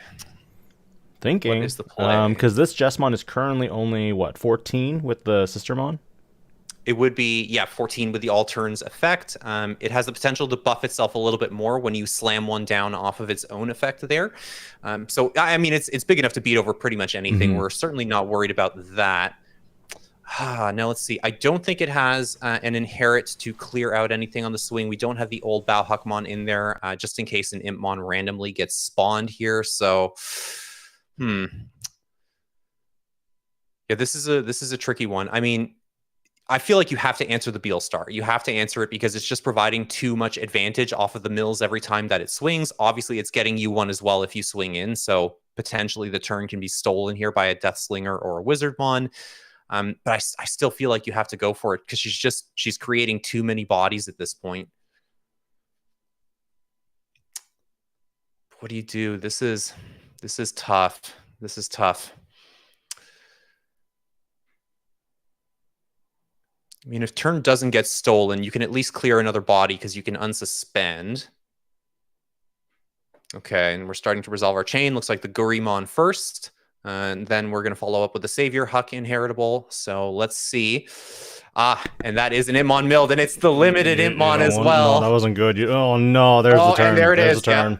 That's the turn stolen. That's... No. Oh, and he went for security as well. Oh, and we don't have the decoy Sistermon. I think that's going to wrap it up. And yeah, scooping it up here. There's the scoop. That's the one-off Impmon into the Wizardmon. I mean, he played it out as well as he could. He gave himself enough memory. He went into his boss monster. But yeah, once you're sitting at 0 against Beelzemon, when there's the potential for any card to hit the trash, get milled, it's such a stressful situation. And to see one of the 2 rivals still potentially in the deck come out of security, I mean, that's rough. It always makes me rage in that regard. It's happened to me many times. It's made me a salty lad. I mean, when my wife has extremely good luck when it comes to purple. So whenever it's like, oh, I'm gonna raid in, because I like to play Greymon. So when I raid into her, Beelzemon, and I'm like, okay, I'm gonna delete it. I'm gonna unsuspend, and I'm like, okay, I have no protection. She's like, okay, flip like after the deletion, she's like, flip, okay, it's my turn. And I'm like, awesome. And then she's like, you have piercing, right? I'm like, yeah. And she's like, security check. Okay, yeah, it rivals barrage. I'm like, you got it. Yep. I wish I had that kind of security luck, honestly. I find whenever I get a little greedy, especially in building, I say, I can squeeze like 5 of these, maybe 4 into my deck. They all end up in my hand every time. Every time. Ditto with the Tamers. I love my Tamer-heavy decks. Always, always, always in the hand. It's always all the rookies in security. I don't know about you, Ben, but that... That'd just be what it be. It be what it be. I mean, Beelzemon, it's a tough one too. The deck kind of gets to have it both ways here in that it can be very aggressive. You can stay low to the ground because of the ability to just print Impmons over and over again. But because you can also build kind of tighter in the level 4 and the level 5 slots, you have room for all these security bombs. If you wanted to, you can do 4 Deathslinger, 4 Rivals Barrage. You could go up to 2 full 7th cluster as well. That is 10 security bombs you have to account for, right? It's rough, especially when you're up against a deck, like Jesmon, for example. The Jesmon player, they really have to calculate every time, like, do I want to take the risk here? Because one of those 5 security is going to be a bomb almost every time. The other thing about Jesmon right now that's really difficult, in my opinion, is that, you have Gurimon, you go into your Huckmon, and then it's like, okay, now I got to play with all these white cards too. And... I don't want. Speaking of which, I mean, the thing is, I don't know if I'd ever want to be like, hey Bandai, can you like throw Jesmon a bone and make these dual white red Digimon? Like, I feel like that suddenly just make Jesmon too busted because now their consistency issues are now fixed in every way. You'd be able to run offense training, for example, and start picking up Sistermons. It wouldn't be terrible. Oosh. Okay, so we've got the Demon Lord Recur in the back. BT6 Impmon, yes. Then we got hard playing starter deck into Impmon X. Impmon X. Trash. This is weird option? too, though, because I mean, yeah. Well, you have nothing to get back, so I guess it's just for the extra draw, and then we're doing the same in the raising. And okay, there's Wizardmon, so we can at least get a couple of mills going here. Wizard X anyway, and nothing. No hits. Nothing. Okay. I feel like that's warranted. The mills in game 1 were pretty wild. I mean, they were still able to remove that Sistermon with decoy, but like part of me was like, no, you needed that decoy last turn. Sad. It is a little disappointing, but of course, it's still technically live in the trash here. You can get that back easily enough. You can get anything in this one, but you're gonna trash everything else. So there's your Blitz Omni gone. Okay, so seeing that Blitz Omni, I wonder now. I don't know if we're on the GX top end in that particular case. Because, I mean... We did see the GX, didn't we, earlier? I'm not sure if I saw it revealed earlier. I mean, if you've got the room, of course, but Jesmon's bricky enough for me, man. I don't know. The level 7 slot is tight. My problem right now is that we've been watching Armor games, so at the same time, we've seen Armor players who are like, hey, I got a GX in my deck, and then Jesmon's like, I don't run this anymore. At least I don't think I... should. It is a commitment. Okay, we've got the Wizardmon in the back there, so we'll be able to rig some cards if we're going for a swing. We've got the Pooch dropping by, lending some moral support as well. Hey, like I don't think you should play that card, sir. I don't think you should play that. Yeah, judge. Coaching via pet. Oh boy. Let's see. So, okay, what do you want to do here? Do you want to try and get some chip, get a couple of mills off of your Impmon X here, or do you maybe just want to chill a little bit? Yeah, it looks like you just, I would attack just to trash more cards and just to load up because now you have a Beelzemon set up. And it lives. Yep. That is tough. That is tough. Alex surprisingly kind of flips his security like Dan Vang does because he's just like, and toss flip. And I'm like, yo. Okay. So well, good. There we go. That Beelzemon is accessible again. 2 memory is still a decent amount to work with, though, with From Master to Disciples in play and a level 4 in the back. So you could get to work here a little bit.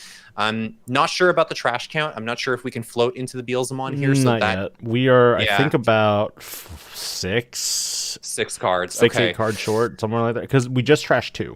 And then we trashed, I think, 2 more. So yeah, 6 cards, I believe, for that 10th card. So I mean, theoretically, actually 2 cards. You need 2 cards. 2 cards. Okay. Because the Balmon stack will go into the trash too. That could make the difference. Yeah. It's tough here. I guess you could let it go. You're still pretty healthy on security here. You don't. I mean, the security attack plus Beelzemon, it's not going to do anything on play. It is just a big body. Of course, you can promote the other stack and then swing to mill and activate the security attack plus, get back a little bit of memory. It looks like the calculation here, though, may be to try and take the body off the board or force the Beelzemon out. Okay, so we've got the old Savior love Huck. Old Savior.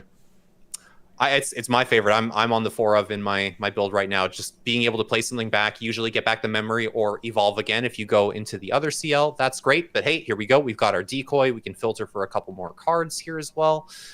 So you're a little insulated now, which is nice. Okay. And what else? And we get some memory back as well off of the Huckmon and the Bao Huck inherits. I still feel like you should attack over the Beelzemon because they're checking right now. 1, 2, 3, 4, 5. Oh, is it only 5 or is it 6? If it's 6, you can't attack over Beelzemon. If it's 5, though, yeah, even with the stack going in, that's 4 cards, so you'll be short. That would be the moment to do it. That would be the moment to do it. But, I mean, the tricky thing, too, is you're not necessarily big enough right now, are you? Because I think the Beelzemon is a 7,000 DP. Correct. And Savior Huckmon is 7,000 as well, I think. So I don't know if you have the juice to get over that. And I mean, maybe you crash. No, you don't want to crash either because then you're so far behind. It's not worth it. It's not worth it. No, Do you like have Blitz? If you have the Blitz, it actually could be beneficial here.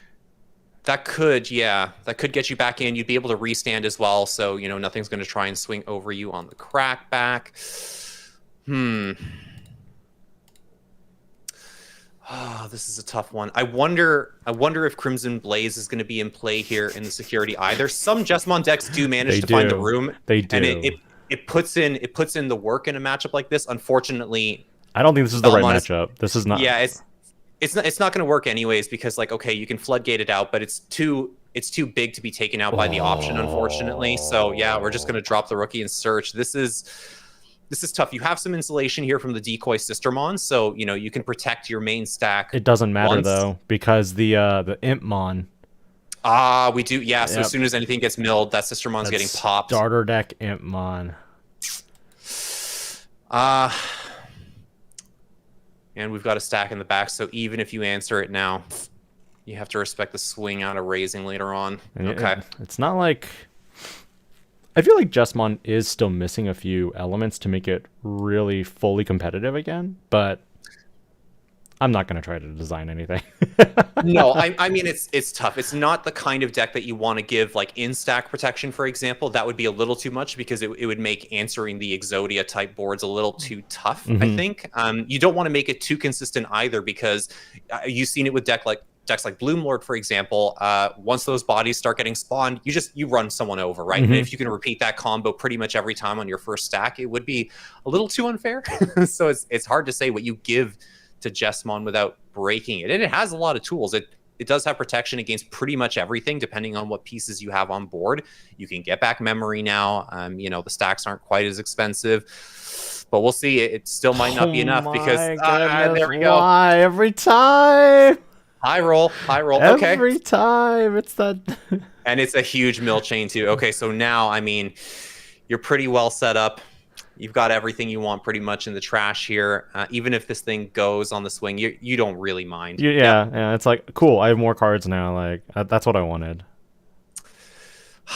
Yeah, the second stack's just chilling there now. Okay, and I think we're going to get... The sad thing is, sometimes you don't even want to go for security against Beelzemon. You just want to deck them out. Like, just try to deck them out. That's the big strategy here. Because if you go into their security and you hit their big option cards like... not Happy Bullet. I'm wrong deck. Rivals Barrage or, Deathslinger. That's where you get to the point of, I'm losing my resources to like constantly digivolve back up. Now, if I'm going to force you to, do it all for me, then if I force you to play it, you're giving me the memory to actually, do stuff.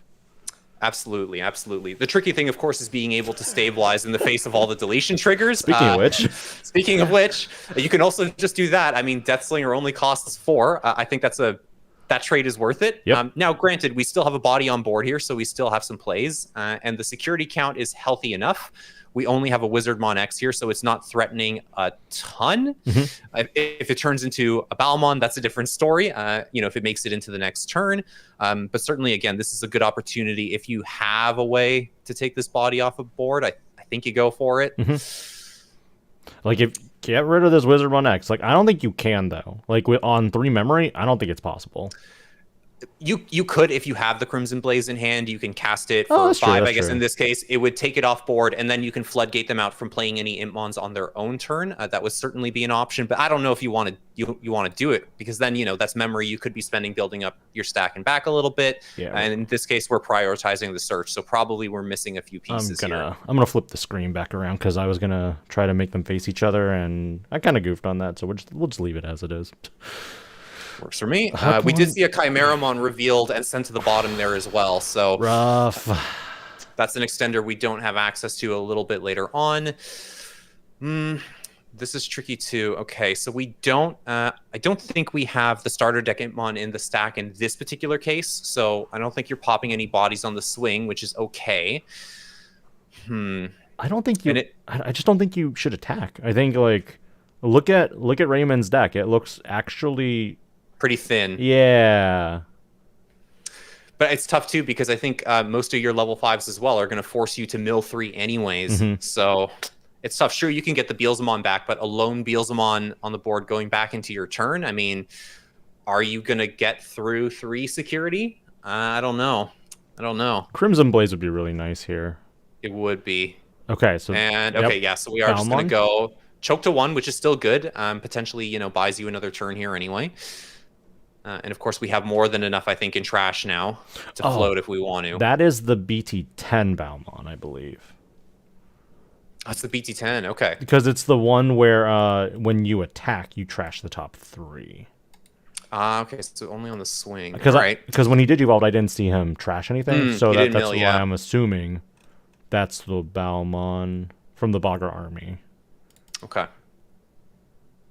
Throwing it up on right now for our viewers. Oops. Yeah, there we go. Okay, so what do you want to do here? We've got 1 memory. Maybe you just get some chip in at this point. I mean, you don't necessarily mind if the Huckmons go away here. I wouldn't touch it still. I still wouldn't. Because if you attack and you give, Ian Mako, I mean, you're going to pull another card, but also it's going to give them a little bit more advantage to cycle, a specific card to the top of the deck, and then they can trash it for additional shenanigans. I think that's fair. The tough thing, though, is you have to do damage at some point. Who says? You don't have to. You can win by deck out. You could win by deck out. Yeah, you got to hold off on it. But the problem is, too, if you leave the stack unmolested here, I mean, it can get to that point. The trash count is getting pretty critical. So a Beelzemon X could answer your entire security stack if you don't have a blocker up. Now, if you can drop a blocker Sistermon, for example, that'd be good. And you can find a way to make it stick. You may need a more than 1 in this particular case, because I'm not sure if I saw a 7th full barrage there was. or 7th full cluster go. Okay, so there was. That's 1 that can be taken care of. You'd need 2 then. You'd need access to 2 blocker bodies in this particular case to survive the big Beelzemon X push. We're debating the promote here, though, and yeah, okay. What to do, though, at this point? Because play a Sistermon out. I guess that's the call. Decoy? If you have it, that would be nice. Well, if you play a seal, you'll gain 3 memory, because 1 from the seal, 1 from the bow, and 1 from the huck. So it's 3. And I do not see a Impmon, starter deck Impmon in the stack right now. No, so you Luckily. Are safe there. Yeah.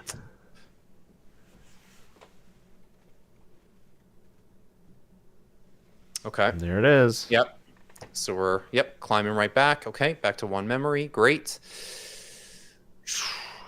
If you have it in hand, you could go Jesmon, Blitz, play Sistermon Seal, simultaneously Digivolve into Jesmon X, and then get another one on board. Yeah, and then the X can attack over.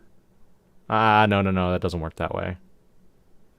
Yeah, because you'd have to declare the attack at the stack first, and you don't have the ability to do so right now. Yeah, it's not a redirect like Grandis.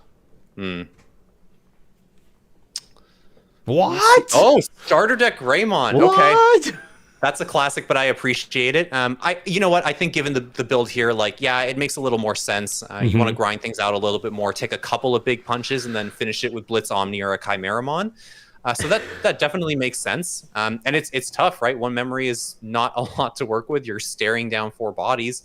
And it looks like, yeah, okay, we are going for the swing here. Trash 3. What do we got here?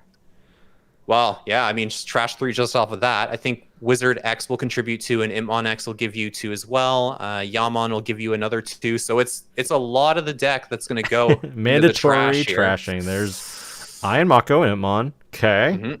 Nothing. Going in order. Next. So we've got another. Oh, yeah, we're going to rig the deck. Okay. With the Wizardmon inherit. Yep, so we get back an Impmon now, and we can pop. I would imagine you can pop, a level 5 at you this can point. Pop There's anything. enough in trash. Yeah. Okay. I think they are abandoning the strat now of, like, checking security and just going for the deck out. Funny enough, that works. We are 30 minutes into round 2 right now, and for both decks who normally feel like aggro decks to me, they are... This is game 2. Do you know what? I can't say I've ever been in a Jesmon game where Jesmon did not swing. That's like the antithesis of what the deck wants to do. But you know what? That is good game sense, man. Yeah, that's how you do it. Yeah, like I'm a firm believer that you just, you deck yourself out, because I don't know how many cards are left, but it looks like less than 5. This is, you know what? It's something I hadn't really thought of. Just say, you know what? I'm not going to sweat the Beelzemon. This is a deck that puts a ton of pressure on, of course, because you are afraid of the big blast mode, or at least X-antibody into blast mode swing turn. But I mean, in this case, you choke them out. You say, that's great. That's fine. Swing, fill your trash, get back a couple memory. I don't mind.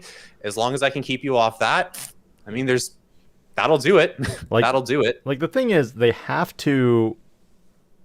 just need to get rid of that Balmon. But the problem about getting rid of the Balmon right now is that it will spawn the Beelzemon. Luckily, there's no Rivals Barrage to get that back, the Beelzemon X. Yeah, which, I mean, is another great argument for, not swinging into security here, like not putting anything in the trash that, for example... Well, I guess the Impmon X, it gets back something by trashing an option. So, yeah, you can't recur those, thankfully. Here we go. Now, this is going to answer something, though. This will take a body off board. We get 1 memory back. If you want. So yeah, okay, we're going to clear the Greymon, leave the smallest stack on board, but I mean, now what? Is that 2 cards left in deck? 2 cards in deck. The next time that Beelzemon attacks, they lose. Well, now, granted, unless they have the Beelze X, yeah. If they have the X in hand at this point, yeah, they're going to burn those last 2 security, and we don't have a blocker on board yet. Definitely there's a 7th cluster, potentially 2 in there at this point. So you can get through 1, and I mean, at 1 memory, how many Sister Mont Blancs are you putting down? I mean, to be fair, I don't think we've seen it either, have we? I've only seen the decoy so far, so I don't even know if we're on the blocker. We've seen decoy and the plus 2k seal. You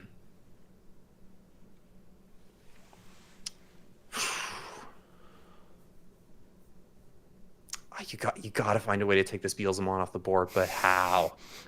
That random Gaia Force that everybody just runs these days. I mean, you never know. I have seen Trident Gaia floating around in a couple of lists as well. It's a great answer to Fanglong. It burns the security and allows you to make a little bit of progress. The classic Gaia Force is always great too, but doesn't look like that was in the cards right now. So yeah, we're counting up the trash. I think the X-antibody is coming down. I have a feeling. Oh, we're gonna swing first. Okay, that's interesting. That's why. Okay. The warp. We're going to get back a ton of memory at this point. Still be able to clear the security stat. Well, how many security do we have there? We've got 2, so this is going to do 2 checks if it lives. And then you can just swing with the other. So this might be all she wrote. Clear. Okay, we're just trying to resolve the memory here from the looks of it. Oh, and I guess I guess that's it. Yep, that would be it. Sorry, I dropped something, so I had to go pick it up real quick. All good. All good. All right. Okay. Let's jump to the other table we were waiting to... Oh, no. Yeah, they're still playing. They're still playing. So we will be right back with this other table that we've been wanting to watch for the last 2 rounds. So see you in a second.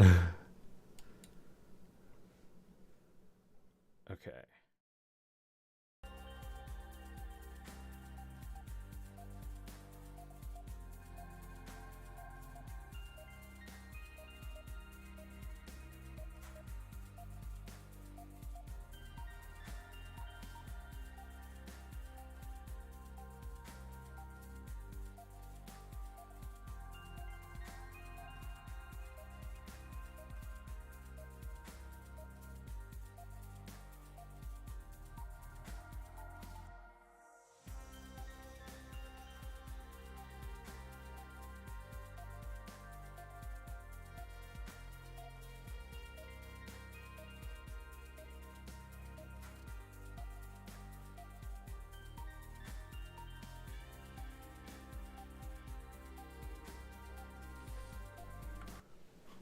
All right, that one's on me, actually, because I thought that was game 3. That was actually game 2. My bad. Nope, all good. So we are on game 3, Beelzemon versus Jesmon. I thought for some reason the Beelzemon took it. I thought so too, but I guess not enough memory was taken back at the end of the turn. Gotcha. So at that point, you're decked out. You just pass back, and that's basically it. Yeah.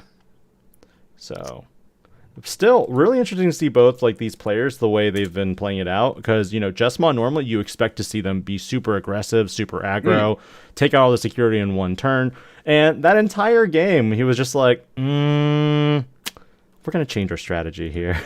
Yeah, I mean, it's interesting just being able to posture up, for example, and say, okay, well, if I want to swing, I'm putting you on a clock now. If I don't, it's okay too. You can just burn through all of your resources. And I mean, it is tough too. Like if you don't swing into security, you don't get your board answered and you don't start to panic, you're sitting pretty chill. Like Beelzemon, at the very least, it's very difficult for it to out more than one body at once. So if you want to start picking apart that board, okay, do it. Are you going to cast the rivals for 7? Like even to cast the Death Slinger for 4, it's going to start to add up, right? All right. So yeah, going into searches, we're seeing Huckmon do what Huckmon does, just adding cards to hand. I don't think we've still seen that blocker Blanc. True, it is a draw 1 though. So versus a draw 2. So yeah, so it does make the difference. I think this build, especially since we saw the security attack +1 Greymons, like I think we're going for a more stack-oriented approach. You want to prioritize the decoy Sistermon Blanc just so you can dig a little bit more for your non-archetype pieces. Like did it with the Chimeramon really as well. Really good hit here, because really good hit off the Iron Mako, yeah. Iron Mako gives you perfect setup now for each of your turns when you are to Digivolve and Trash, and setting up that Impmon also. This is where it's going to make Alex probably go into either more aggressive strategy, because if you have a level 3 out that's just going to sit there, when your opponent promotes that Impmon out and they Digivolve and trash a card, literally that Huckmon is already gone, so it doesn't matter. Yeah, so at this point, the question is, do you start trying to build up a wide level 4 board? That's a little more easily answered. At that point, I would maybe start casting Death Slingers from hand or just applying a little bit of pressure. You're not worried about it too much necessarily. We also have to be mindful of whether or not there's a tech level 7 here as well. If you're able to get to the level 6, some Beelzemon decks have been making the adaptation to play Ruin mode, for example. Death X is always an option as well. Both are recurable thanks to Rivals Barrage. So that is a way to keep a wide board off of you. And there's Huckmon going into security, checking into a Beelzemon. And you know what? I think he saw the Impmon in the raise and was kind of like, yeah, it's either gonna give no value anyway. Oh, he runs ADP. What? You know what? That makes sense though, alongside the security attack +1 Greymon. So I think in this case we are building more around the old Savior Huckmon. Yes. We want to basically do it old OTK style. We want to get a couple checks on each swing, clear it out, and then go into Blitz Omni to close things out, or go into the Chimeramon. So okay, very very interesting build. I respect the restraint, not wanting to go for the full GX YOLO build. It can be tempting sometimes. It can build some pretty unbreakable boards, especially in this meta with like the fear of DP reduction from Numemon, being able to have like the Ganku GX giving you the blanket protection. It would be tempting, but I respect this more kind of tempo OTK like stack approach that we're going with here. I like it. Seal I really like it. Huckmon were the added targets. He didn't add the Savior, so one's probably in hand already. I would think. Yeah, that's what I'm thinking too. Okay, we're gonna get a couple mills here. How we doing? Okay, nothing. Drawing a blank this time around. Not promoting or thinking about it. That's one check each turn right now. If they're playing I'm going to just push this. They aren't promoting. Okay, so they delay and go into just Wizard in the back. Which is okay. I mean, again, you have the option to start rigging your stuff a little bit later. Yeah. And okay, yep, we're just going to put the level 5 in the back as well. Beelzemon set up, ready to go. You can easily, put one card in your hand on top with the Wizardmon effect and then trash 3. Okay, and we've got the Huckmon. I mean, now we are just going for the chip here. It lives. And no, it dies. No, it dies. Oh no. Yep, we've got the clash. Yep. Which is 1K, okay too. 1K. I mean, you don't mind. And again, like you said, you have to respect the fact that there's a starter deck Impmon in the back anyways. So just get it off the board, and we're just grabbing more cards. Okay. I found my decoy. I found another seal. You know what? It's fine. Everything you want, you can just keep. Well, I mean, this time at least, it's going to get cleaned up. I presume you do have to go to the swing here. You want to get some stuff in trash. You have the Iron Mako as well. So potentially, we can make this Digivolution a little bit cheaper as well if that's the way we want to go. It's got a lot of options here, but there's also a stack in the back, so you can be answered at this point, and security is pretty healthy. You don't need reveal. Okay. Yeah, rivals. Yeah. Rivals trashed immediately. Trash second, third. Oh, okay. Getting a memory back. Wait, what was the so they put one card on top. Why did they trash 4 though just now? So one card gets placed on top, the promo Wizardmon's effect. And then you have access to Yamon to mill 2 from the bottom. And yeah. Nothing too crazy right now. Nothing too crazy, no. That's the tricky thing about Beelzemon. Like, sometimes you do need the mills to run really hot in order for you to keep up. I think in this particular case, though, it's not too bad if they're not all kind of crazy, because you are up against Jesmon. You can also just bank on your opponent bricking, but no, there we go. We're going to hard drop the one of. But why? And no targets. But why? Why would you... Well, from what we've seen in this build too, we haven't seen anything like Wisdom Training. I'm not sure if I've seen Missed Memory Boost either. So we saw the Missed Memory. That was the. We did. Oh, we did see it. Okay, yeah. So there's not a ton of options. You can, I guess, drop the second Iron Mako because the memory gain on Digivolution does compound. But I guess there just wasn't a better option at this point. Maybe we are looking for the level 6 as well. But they have him in trash. So if the Balmon gets deleted, you'll get a Beelzemon. It can float. Yeah, it's a float right there. That's interesting. That's unfortunate. I mean, if that Impmon gets dealt with, you can recur it. You can grab it back with the Rival's Barrage and then start stacking it. So it's not the worst play in the world either to at least get it out of your hand. I mean, presumably too, like you would have rigged it if you had it in hand at the time to mill 3 more. Was it to also just to remove that temptation that I might use this later? I don't want to use this. Entirely possible. Entirely possible. Okay, and we do have an aggressive response. We are coming out. No ADP, but we saw Alex add 3 Sistermons across the last 2 turns. So he has a bunch of them in hand. And we do have the CL. You can definitely find a way, I think, to keep turn here. Because we have the right inheritables off of the Bauhuck and the Huckmon as well. So you can make a very memory-efficient play. Yep, we assumed he had the Savior because he literally was like, oh, there's 2 of them here. I don't want them.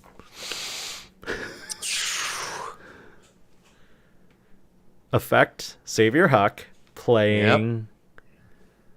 Okay, we're just doing some math here. Yeah, how much memory do we want to get back? That's the question. Like, do you want like a bunch of memory? Do you want just I mean, the thing about Jesmon usually is that you can get back a lot of memory very quickly. And the fact that, playing a seal here puts you back to 2 Blitz will probably, it'll cost you 4, but then you can play probably a bunch of Sistermons to gain additional memory and decoy. Yeah, you could definitely wall up. And looking at the Beelzemon in trash, like they're not doing anything on play. Like nobody's running the BT10, and even then, it only pops weenies when it gets played down. So it's not the worst thing in the world. Like the Beelzemons too, when you float into them, they are a lot less scary earlier in the game when the trash isn't at a critical threshold to push for lethal with Beelzemon X, and without all the inherits underneath them either.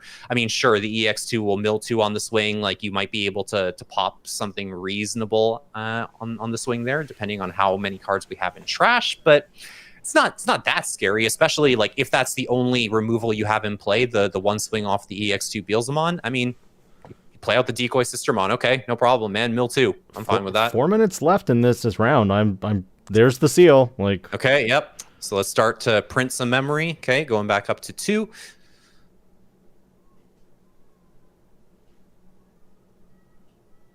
Okay. I will honestly be surprised if these players draw. I'd be very surprised. I mean, let's see. I don't think there's enough time for deck out this time around. So. No, I think Raymond caught on last game and was kind of like, I see what you're doing. I ain't falling for it this time.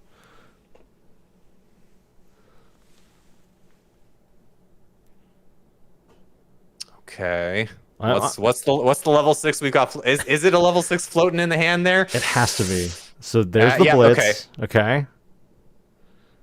All right. And where are we swinging? That's the other question. Are we running this over, or are we just going to try and clear the security out and say, okay? I think you just clear the security out, honestly, because he's been. Oh, I think I did. No, there's a Jesmon X in his hand. I just saw it. Okay, so we can definitely start stacking. Alex asking the important questions. Hey, what do you have in your trash? That's a security bomb. Can you tell me how many are in there? Okay, and I think you're right. It looks like we're running over Bal. Okay, now are we running over Bal without going into? Yeah, it looks like we are going to go into the X, right? Yeah, yes. You have to, because you want the piercing as well. Yes, you want to do the damage and take the body off the board. Well, you also have the piercing already from Jesmon, right? When you play a Sistermon. Does the starter deck one? I think it just gets security attack +1 and a DP buff. The old Jesmon, I think, has piercing naturally. I will pull it up for us. I think there's over 3,000 cards at this point in the card game, so trying to memorize all these is becoming actually harder to do. Yeah, you're right. It's just security attack and the DP buff. Yeah, and Blitz. Yeah.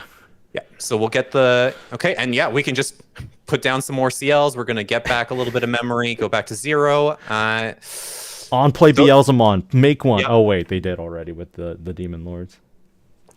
So, okay, there we go. I mean, the trash is getting there, so let's see now. Two checks, all right. Chimera? Are we going to see a Chimera play here? Is this... You could push, but then you need one more swing. I mean, Well, no, because you just DNA with the Chimera here for... We'll see. I don't think any of the... Oh, but you can unsuspend. That's right. And then Blitz Omni. There we go. Oh, beautiful. Oh, my... I think Alex is just like, why does this work? I mean, that did it. That did it. Yeah, that was it. So, Alex takes this 2-1. I think he's a little upset because he's playing RNG decks, and the RNG is favoring him right now. That is a clinic. That is great, though. Yeah. Wow, what a match. What a match. You saw the adaptation there, definitely recognizing that deck out was the win con last time. So all right, we'll be a little bit more aggressive, but this time, Jesmon, I got to see what I wanted. It came out swinging, and I did it all in one turn. And the old Savior Huckmon showing everybody, like, yeah, I've still got teeth, man. Like, that's why you have to respect me. The unsuspend is just so brutal. It's really nice. We'll see if Alex can, keep it going. Yeah, keep the run hot. I mean, fingers crossed. Yeah, and if he makes it to, later games, we might bring him back at another table when, he might be playing against something else that we've been looking to showcase. We'll be checking a few of the tables now because we only have less than a minute left in the round. So we'll just call it a break here, and we'll be back in probably about, I would say, 5 to 10 minutes. Catch you all soon.